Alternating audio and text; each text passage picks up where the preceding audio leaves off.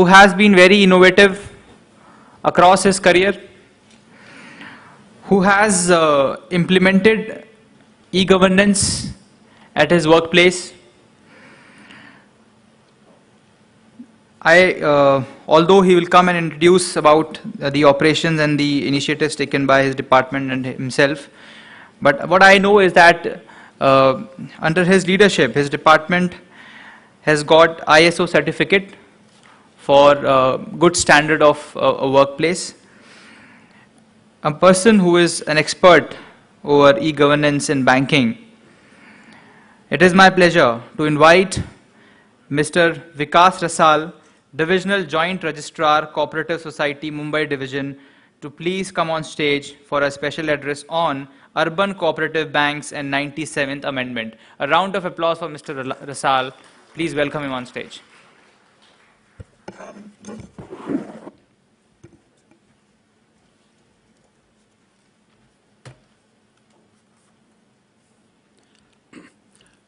नमस्कार. आजच्या ह्या महाराष्ट्र कोऑपरेटिव्ह समिटसाठी उपस्थित असणाऱ्या महाराष्ट्रातील सर्व अर्बन कोऑपरेटिव्ह बँक्स आणि त्यांचे प्रतिनिधी, या कार्यक्रमासाठी उपस्थित झाले आदरणीय शेखर चरेगावकर साहेब, आमचे आयुक्त सन्माननीय श्री चंद्रकांत दळवी साहेब,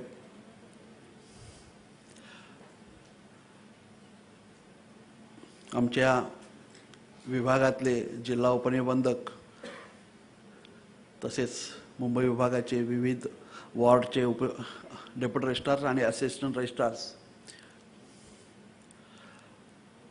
या समिटची मूळ संकल्पना इलेटच्या माध्यमातून आमच्या दळवी साहेबांनी अर्बन बँक्सना या वेगळ्या टेक्नॉलॉजीज किंवा जे कमर्शियल बँक्सना उपयोगी काही टेक्नॉलॉजी आहेत यांना अर्बन बँक्सना सुद्धा कशा उपयोग येतील याच्यासाठी इलेट्सना विनंती केली होती आणि त्यानुसार इलेट्सनी यावेळेला हा विषय स्वीकारलेला आहे की अर्बन कोऑपरेटिव्ह बँक्स आणि टेक्नॉलॉजी.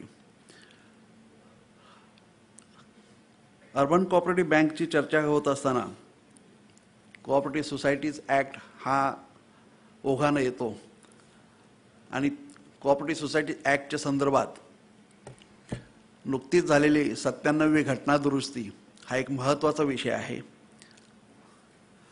आता खरं तर 2 वर्षाच्या कालावधीमध्ये बऱ्याचशा लोकांना या संदर्भात माहिती मिळालेलीच आहे, परंतु मला इलेक्टच्या वतीने सांगण्यात आलं की नेमके त्यातल्या काही महत्त्वाच्या सुधारणा जे झाल्या आणि ओव्हरऑल अर्बन बँक्सनी टेक्नॉलॉजी कशी वापरली गेली पाहिजे या संदर्भात सांगण्यासाठी मला सांगण्यात आलेलं आहे. 97वी घटना दुरुस्ती आपल्या सगळ्यांना माहीत आहे. या घटना दुरुस्तीच्या माध्यमातून सहकार हा सहकारी संस्थांची नोंदणी हा एक घटनात्मक अधिकार आपल्याला प्रदान करण्यात आलेला आहे आणि या घटना दुरुस्तीमुळे काय झालेलं आहे की संपूर्ण सहकार हा विषय जरी राज्याच्या सूचीतला असला तरी घटनेशी विसंगत आपल्याला कायदे करता येत नसल्यामुळे आपल्या कायद्यातल्या ज्या ज्या काही पूर्वीच्या प्रोव्हिजन्स होत्या की ज्या घटना दुरुस्तीच्या विसंगत असतील तर अशा दुरुस्ती कायद्यामध्ये प्रत्येक राज्याने करणं अभिप्रेत होतं, बंधनकारक आहे आणि त्यानुसार महाराष्ट्र राज्याने सुद्धा कायद्यामध्ये वेगवेगळ्या महाराष्ट्र सहकार कायद्यामध्ये दुरुस्त्या केलेल्या आहेत. त्यातल्या काही दुरुस्त्या मी फक्त हायलाईट करतो फार वेळ न घेता, कारण बाकीचे महत्त्वाचे व्यक्ती आता इथं नंतर बोलणार आहेत. तर या दुरुस्तीतल्या महत्त्वाचे जे आहेत की आता बहुतेक आपल्या बँकांना माहिती झाले असतील तरी पण मी त्याचा उल्लेख करतोय. याच्यामध्ये पहिलं सुरुवातीला जे आपल्याला मेंबरशिपमध्ये महत्त्वाची दुरुस्ती झालेली आहे की पूर्वी फक्त ॲक्टिव्ह मेंबरशिप ही संकल्पना नव्हती, ती या कायद्या दुरुस्तीमुळे आता ॲक्टिव्ह मेंबर्स म्हणून सर्व बँकांना आपल्याकडे ज्या मेंबर्स जे आहेत त्यांचं वर्गीकरण ॲक्टिव्ह आणि इनॲक्टिव्ह किंवा नॉन ॲक्टिव्ह असे करणं बंधनकारक आहे. आणि ॲक्टिव्ह मेंबर्स कुणाला म्हणायचं हे आपण बँकांच्या बायलॉजमध्ये आपण प्रत्येकाची तरतूद केलेली आहे की म्हणजे एखादा व्यक्ती फक्त सभासद आहे परंतु संस्थेच्या कोणत्याही कामकाजात भाग घेत नसेल किंवा संस्थेचा जो उद्देश आहे जसं अर्बन बँक्स असतील तर बँकिंग फॅसिलिटीज तो घेत नसेल, डिपॉझिट ठेवत नसेल किंवा लोन घेत नसेल तर त्याला ॲक्टिव्ह म्हणता येणार नाही. यासाठी आपण मॉडेल बायलॉजमध्ये अर्बन बँकच्या प्रोव्हिजन केलेले आहे. आणि याची 5 वर्षानंतर एखाद्या व्यक्ती जे आहे ॲक्टिव्ह आहे किंवा नाही हे ठरलं जाणार आहे. त्याच्यामध्ये त्याला जनरल बॉडीमध्ये उपस्थित राहणं हे महत्त्वाचा भाग आहे. त्याचबरोबर प्रत्येक बँकेच्या त्याच्या आर्थिक स्थितीनुसार त्यांनी किमान काही डिपॉझिट्स ठेवणं अभिप्रेत आहे. आणि प्रत्येक बँकेला आपल्या जे मेंबर्स आहेत ते ॲक्टिव्ह आहेत किंवा नाहीत हे प्रत्येक मेंबरला कळवण्याची बंधनकारक करण्यात आलेलं आहे. परंतु ही नवीन तरतूद असल्यामुळे बऱ्याच मेंबर्सना याची कल्पना नसेल, तर मी सगळ्या बँकांना आवाहन करीन की तुम्ही आपापल्या मेंबर्सना या संदर्भात कळवा, त्यांना माहिती होईल अशा पद्धतीनं ह्या तरतुदीचं. कारण बऱ्याच लोकांना जर 5 वर्षानंतर अचानक तुम्ही सांगितले की तुम्ही ॲक्टिव्ह मेंबर नाही आहेत, कारण ॲक्टिव्ह मेंबर नसेल तर तुम्हाला मतदानाचा हक्क राहणार नाही आहे. तर ही महत्त्वाची तरतूद आहे. तर ही आत्ताच तुम्ही संबंधित सभासदांच्या निदर्शनास आणणं महत्त्वाचं आहे. यासाठी तुम्ही आवश्यकता असेल तर भित्तीपत्रक लावा किंवा प्रत्येक मेंबर्सना पत्रांनी कळवा आणि तुमच्या पर्टिक्युलर बँकेच्या बायलॉजनुसार कोण सभासद कसा ॲक्टिव्ह ठरणार किंवा नाही यासाठी ज्या तुमच्या तरतुदी आहेत ह्या संबंधित सभासदाच्या निदर्शनास आणणं तुमचे बंधनकारक आहे. एखाद्या व्यक्तीला जर संस्थेनं इनॅक्टिव्ह ठरवलं तर त्याच्या संदर्भात अपील करण्याची पण तरतूद आहे. त्यामुळे भविष्यात आमच्याकडे सुद्धा अशा अनेक अपील्स वाढण्याची शक्यता आहे. बऱ्याच ठिकाणी AGMच्या बाबतीत मोठ्या बँकांच्या बाबतीत हा प्रश्न आहे की जर AGMला एवढे सगळे लोक कसे येतील किंवा काय. तर याच्यामध्ये अनेक बँकांनी अशी आयडिया म्हणजे एक मार्ग स्वीकारलेला आहे की एखाद्या मेंबर्सना जर ॲब्सेंट राहायचं असेल तर त्याला ॲब्सेंटी जी आहे ती आपल्या जनरल बॉडीच्या ठरावामध्ये त्यावेळेला की जे अनुपस्थित सभासद आहेत त्यांना त्यांची अनुपस्थिती मान्य करण्याचं प्रोव्हिजन केलेलं आहे की जेणेकरून त्याला त्या तरतुदीतून वगळण्यात येईल. तर अशा पद्धतीनं ही एक तरतूद महत्त्वाची आणि थोडी नवीन असल्यामुळे मी मुद्दाम आपल्या कानावर टाकतोय. याच्यानंतर एक महत्त्वाचा बदल यामध्ये झालेला आहे की AGMचा वार्षिक साधारण सभा आपल्या डोक्यात आहे. आतापर्यंत आपण 14 ऑगस्टपर्यंत घेण्याचं आणि पुन्हा 3 महिन्याचं त्याला मुदतवाढ देण्याची निबंधकाला अधिकार होता. परंतु आता हा तरतूद काढून टाकलेला आहे. 30 सप्टेंबरच्या आधी प्रत्येक संस्थेला कोणत्याही परिस्थितीत त्या वर्षीची AGM घेणं बंधनकारक आहे. अशी AGM झाली नाही तर आपले संचालक जे कोणी AGM घेण्यासाठी होते ते अपात्र ठरू शकतात. ही मोठी तरतूद याच्यामध्ये आहे. दुसरी गोष्ट त्यांच्यामध्ये दंडाची पण तरतूद आहे. तर ह्या तरतुदीसुद्धाचं पालन आता बँकांना बहुतेक करतच आहेत, परंतु या निमित्तानं सांगणं माझी जबाबदारी आहे. दुसरी गोष्ट आहे AGMमध्ये पूर्वीच्या AGMमध्ये जे विषय होते त्याच्यामध्ये आता कायद्याने काही दुसरे विषय घेतलेत की प्रत्येक संस्थेला आपला ऑडिटर जो आहे तो आत्तापर्यंत वेगळ्या तरतुदीनुसार त्याची नियुक्ती होत होते. 81B खाली सुद्धा आम्ही सुद्धा काही रजिस्टर सुद्धा करत होते. आता ही संपूर्ण अधिकार हा AGMला प्राप्त झालेला आहे. त्यामुळे हे AGMच्या विषयामध्ये ऑडिटरची नियुक्ती करणे हे महत्त्वाचा विषय आहे. तर पुन्हा एकदा मी या बँकांना सगळं आवाहन करतो की तुम्ही मागच्या वर्षीच्या AGMमध्ये केलेलं आहे का बघा आणि या जी AGM आहे त्याच्यामध्ये कोण ऑडिटर नेमला जाणार ते ऑडिटरची नियुक्तीचा ठराव करणं महत्त्वाचं आहे. त्याचबरोबर ॲन्युअल रिटर्न्स जे आहेत ते सुद्धा सादर करणं हे कलम 79 नुसार आता बंधनकारक करण्यात आलेलं आहे. AGMमध्ये आपल्याला profit and loss balance sheet वगैरे आहेत. त्याचबरोबर संचालक मंडळाचा रिपोर्ट म्हणजे जो काय आपण कामकाज केलं त्याचा अहवाल देणं बंधनकारक करण्यात आलं आहे. ही नवीन तरतूद आहे. ऑडिट रिपोर्ट जो मागच्या वर्षी मागच्या वर्षाचा ऑडिट रिपोर्ट आहे तो तुम्हाला AGM पुढं सादर करणं बंधनकारक करण्यात आलेलं आहे. रेक्टिफिकेशन रिपोर्ट बंधनकारक करण्यात आलं. थोडक्यात ह्या नवीन तरतुदी आहेत. याच्यानुसार सुद्धा कामकाज आणि ह्या वैधानिक तरतुदी आहेत. म्हणजे याच्या कुणाला म्हणजे निबंधकाला सुद्धा सूट देण्याची अधिकार नाही आहे. त्यामुळे अनावधानाने जर तुमच्याकडून असं काही झालं तर भविष्यातील कायदेशीर कारवाईला सामोरं जावं लागतं. आणि प्रामुख्यानं जे 79चे रिटर्न्स आणि AGM आणि ऑडिट याबद्दल आम्ही आमच्या सहकार आयुक्तांच्या दरवर्षी होणाऱ्या मीटिंगमध्ये आम्ही हे प्रामुख्यानं ह्या विषयाला अतिशय प्राधान्य दिलेलं आहे. म्हणजे ओव्हरऑल सगळ्याच महाराष्ट्रातल्या सहकारी संस्थांनी आपला ऑडिटर नियुक्ती करणं आवश्यक आहे आणि असे नियुक्ती नाही झाल्यास त्या संचालकावरती कारवाईचे सुद्धा मोठ्या प्रमाणात मान्य दळवी साहेब किंवा आपण सर्व सहकार खात्याने दिलेले आहेत. त्यामुळे बँकांना सुद्धा या बाबतीत थोडंसं अलर्ट राहणं आवश्यक आहे. याच्या व्यतिरिक्त जे महत्त्वाची तरतूद आहे ऑडिटच्या बाबत मी मगाशी सांगितली. आतापर्यंत ऑडिट जो होता हा ऑडिटर हा जनरल बॉडीमध्ये त्याची नियुक्ती होणं महत्त्वाचं आहे. दुसरं एक याच्यामध्ये नवीन तरतूद जी आहे की सेक्शन 24 नुसार ट्रेनिंगसाठी, तर ट्रेनिंगसाठी प्रत्येक मेंबर्सना प्रत्येक बँकेने आपले संचालक असतील आणि सभासद असतील आणि आपले कर्मचारी या सगळ्यांना ट्रेनिंग देणं महत्त्वाचं करण्यात आलेलं आहे, बंधनकारक करण्यात आलेलं आहे. तरी त्यानुसार प्रत्येक बँकेने आपल्या सभासदांना सुद्धा प्रशिक्षण देणं आवश्यक आहे. मला सांगायला या निमित्तानं आनंद वाटतो की राज्य सहकारी संघाला सुद्धा यासाठी आम्ही दळवी साहेब आम्ही आणि त्यांचे सर्व राज्य सहकारी संघाचे जे अधिकारी आहेत यांनी एक प्रोग्राम प्रत्येक डिव्हिजनला चेकआउट करण्यासाठी सांगितलेला आहे.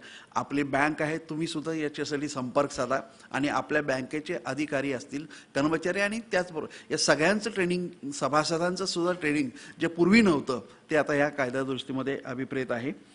याच्यासाठी चरेगावकर साहेब जे इथं आहेत तर त्यांचं एक महत्त्वाचं या संदर्भात मी उल्लेख करेन की त्यांचं खंडाळ्यामध्ये एक अतिशय चांगली ट्रेनिंग इन्स्टिट्यूट आहे, सहकार भारती सहकारी प्रशिक्षण संस्था म्हणून आहे. याच्यामध्ये अतिशय चांगल्या पद्धतीचे ट्रेनिंगचे प्रोग्राम आयोजित केले जातात. लोणावळ्यासारख्या अतिशय चांगल्या ठिकाणी, निसर्गरम्य ठिकाणी ही संस्था आहे आणि आम्ही अनेक पतसंस्थांना गेल्या वर्षभर पाठवलेलं आहे आणि ह्या सगळ्या संस्थांचे जे कर्मचारी जाऊन आले त्यांनी अतिशय चांगल्या पद्धतीनं त्याच्याबद्दल समाधान व्यक्त केलेलं आहे. तर मी पुन्हा तुम्हाला आवाहन करेन सर दळवी हे चरेगावकर सर, मी तुम्हाला सांगेन की तुम्ही सुद्धा जे संस्थेचे जे प्रशिक्षणाचे जे तुमचे काही पॅम्पलेट्स असतील ते जरूर आता बँकांना वाटावेत, जेणेकरून बँकांना सुद्धा त्यांच्या ट्रेनिंगचं जेव्हा प्रोग्राम करतील तेव्हा नक्कीच तुमच्या संस्थेचा विचार करतील. आणि या संदर्भात बँकेने तुमच्या जे संस्थेचा जो उपक्रम आहे की प्रत्यक्ष संस्थेमध्ये जाऊन ट्रेनिंग देण्याचा सभासद असतील किंवा कर्मचाऱ्यांना, तर तो सुद्धा एक त्यांच्याकडे हे आहे की तुम्ही जर त्यांना विनंती केली तर त्यांचे चार्जेस दिले तर ते प्रत्यक्ष तुमच्या बँकेमध्ये येणार आणि तिथल्या लोकांना सुद्धा चांगल्या पद्धतीचं तज्ज्ञ जे त्यांच्याकडे मार्गदर्शक आहेत आणि अतिशय चांगल्या पद्धतीने ही संस्था काम करत आहे. तर ते सुद्धा एक महत्त्वाचा विषय या निमित्ताने आहे. याच्यानंतर एक दुसरं आता आहे की रिझर्वेशन बाबत सुद्धा जे पूर्वी होतं की रिझर्वेशन ह्या शासनाला अधिकार होता, परंतु आता ह्या 97व्या घटना दुरुस्तीच्या आधारे कायद्यामध्येच काही रिझर्वेशन दिलेले आहेत की त्याच्यामध्ये SC ST OBC आणि हे रिझर्वेशन जे आहेत, तर ही रिझर्वेशन आता पूर्वी कसं राज्य शासनाला अधिकार होता कमी जास्त करण्याचा, तो आता राहिला नाही आहे. प्रत्येक संचालक मंडळामध्ये काही जरी झालं तरी SC STचे 2, VJNTचे, OBCचे आणि महिलांचे 2 अशा पद्धतीनं रिझर्वेशन्स आपल्या संचालक मंडळामध्ये ठेवणं हे कंपल्सरी करण्यात आलेलं आहे, बंधनकारक करण्यात आलेलं आहे. याच्याच बरोबर नवीन एक स्वायत्तता देण्यात आलेली आहे या घटना दुरुस्तीच्या माध्यमातून. त्याच्यामुळे आता पूर्वी जे आम्हाला 78 मध्ये प्रशासक वगैरे नियुक्ती करण्याची तरतूद होती ती आता फक्त बँकांना RBIने सांगितलं तर, अदरवाईज म्हणजे सर्वच बँका सोडल्या तर इतर ठिकाणी आम्हाला 78 नुसार कारवाई करता येणार नाही. फक्त ज्या ठिकाणी गव्हर्नमेंटचं शेअर कॅपिटल किंवा गव्हर्नमेंटचं सबस्टॅन्शियल भागभांडवल आहे त्याच ठिकाणी हे करण्याची तरतूद आहे. त्याच्यानंतर महत्त्वाची जी तरतूद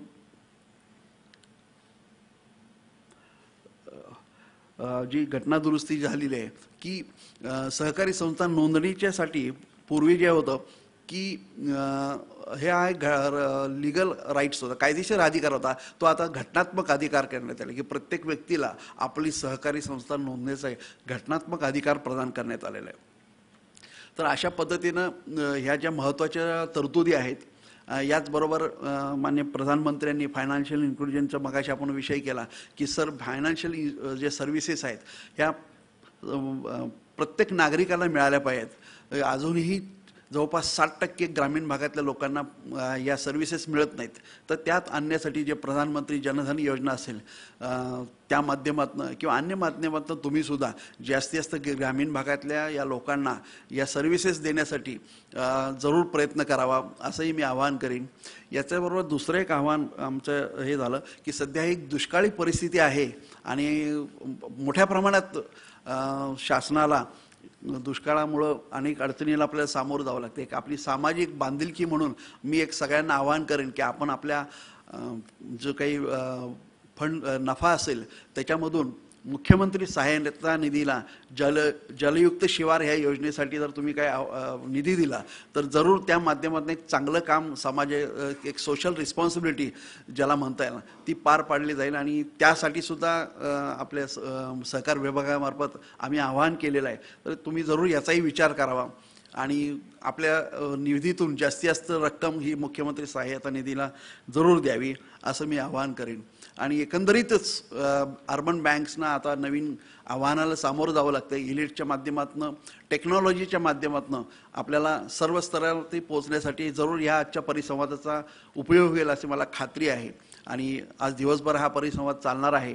त्याचा फायदा घ्यावात आणि वेगवेगळी जे लेटेस्ट टेक्नॉलॉजी आहे ही आत्मसात केली नाही तर कॉर्पोरेट बँका किंवा प्रायव्हेट बँकाच्या तुलनेला कदाचित तुम्ही पुढे मागं पडू शकाल. परंतु या व्यतिरिक्त ह्या टेक्नॉलॉजी स्वीकारण्यासाठी अनेक दुसऱ्या ऑर्गनायझेशन ज्या आहेत ज्या आज इथं उपस्थित आहेत त्यांना जर बघितलं किंवा त्यांच्याशी आपण परिसंवाद ऐकला तर तुम्हाला लक्षात येईल की हे टेक्नॉलॉजी स्वीकारण्यासाठी फार मोठा खर्चही येणार नाही आहे. तर या माध्यमातून सुद्धा ही टेक्नॉलॉजी स्वीकारून आपण सर्वसामान्य जनतेपर्यंत जाण्यासाठी जरूर प्रयत्न करूयात. आणि जेणेकरून फायनान्शियल इन्क्लुजन हा जो महत्त्वाचा आपला उद्देश आहे कुठल्याही बँकिंग सिस्टीमचा तो पूर्णपणे 100% लोक कसे यात इन्क्लूड होतील हे बघण्यासाठी किंवा हे ध्येय साध्य करण्यासाठी आजच्या परिसंवादाचा नक्कीच उपयोग होईल अशी मला खात्री आहे. आणि मला आयोजकांनी इथं येण्याचं आणि आता अनेक मोठे वेगवेगळे क्षेत्रातले वक्ते बोलणार आहेत तर माझे लांबलेलं भाषण मी त्यानिमित्तानं बंद करतो. Thank you.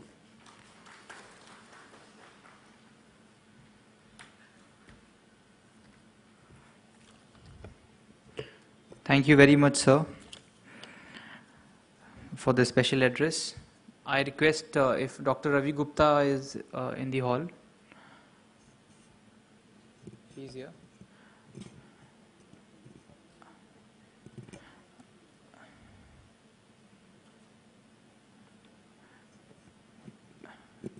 Do we have Dr. Ravi Gupta in the hall here?